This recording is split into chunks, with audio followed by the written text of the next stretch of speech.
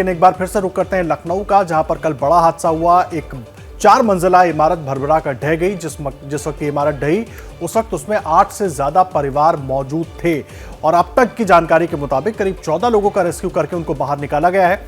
जिस तरह से पहले हमारे सहयोगी लगातार जानकारी दे रहे थे कि उस बिल्डिंग में की बीम में पहले से ही समस्या थी और दूसरी बात, वो बिल्डिंग वाटर बॉडी के बहुत नजदीक थी, जिसकी वजह से उस बिल्डिंग पर खतरा पहले से ही मंडरा रहा था, जिसको ठीक करने की कोशिश की जा रही थी। लेकिन कल जब वहां पर ठीक करने की कोशिश की गई, बीम में नीचे बेसमेंट में ड्रिल मशीन से भी काम हुआ था, जिसके बाद ये बिल्डिंग अचानक भरभरा कर ढह गई।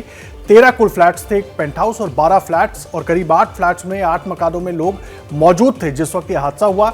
अब तक 14 के करीब लोगों को रेस्क्यू किया गया है और काफी लोग अभी भी इस मलबे के नीचे दबे हुए हैं। लखनऊ से ये सीधी तस्वीर हम आपको दिखा रहे हैं। एनडीआरएफ की टीम को आप देख रहे हैं, लगातार मुस्तैद है वहां पर एनडीआरएफ की टीम।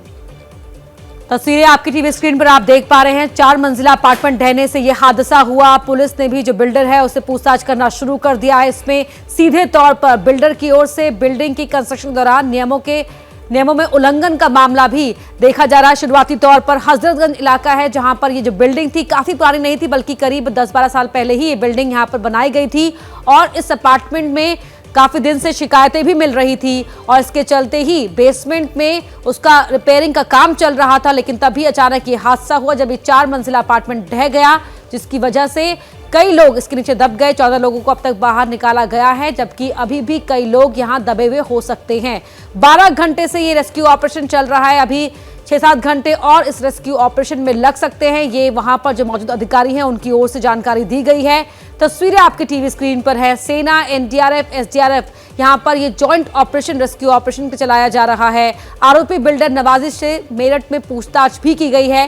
14 लोग अब तक मलबे से बाहर निकाल लिए गए हैं और अभी कुछ और घंटे यहां इस रेस्क्यू ऑपरेशन को अंजाम देने में, कंप्लीट करने में लग सकते हैं, क्योंकि रात के अंधेरे के चलते रेस्क्यू ऑपरेशन गति थोड़ा स्लो रही, धीमी रही। लेकिन अब उजाला होने के बाद से ही यहां पर रेस्क्यू ऑपरेशन में और रफ्तार देखने को मिलेगी, ये वहां मौजूद टीम की ओर से कहा जा रहा है। तो इस वक्त टीवी स्क्रीन पर आप देख पा रहे हैं उसी रेस्क्यू ऑपरेशन दौरान की तस्वीरें, जहां पर एनडीआरएफ, सेना, तमाम टीमें लगी रही और 14 लोगों को मलबे से बाहर निकाला गया। पिछले 12 घंटे से ज्यादा का वक्त हो चुका है जब से ये रेस्क्यू ऑपरेशन लखनऊ के हजरतगंज इलाके में जारी है और ये 4 मंजिला अपार्टमेंट जिसके ढहने से ये हादसा हुआ।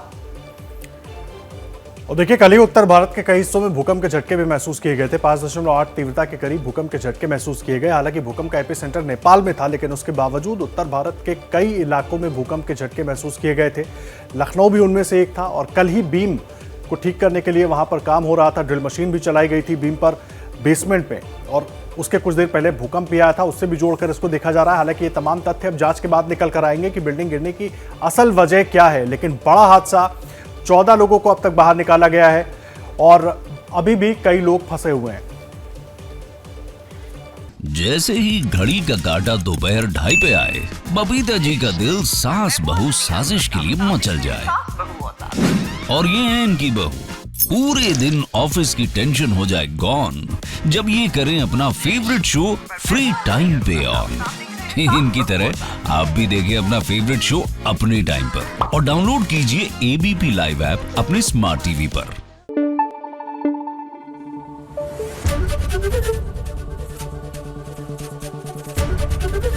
एबीपी न्यूज आपको रखे आगे।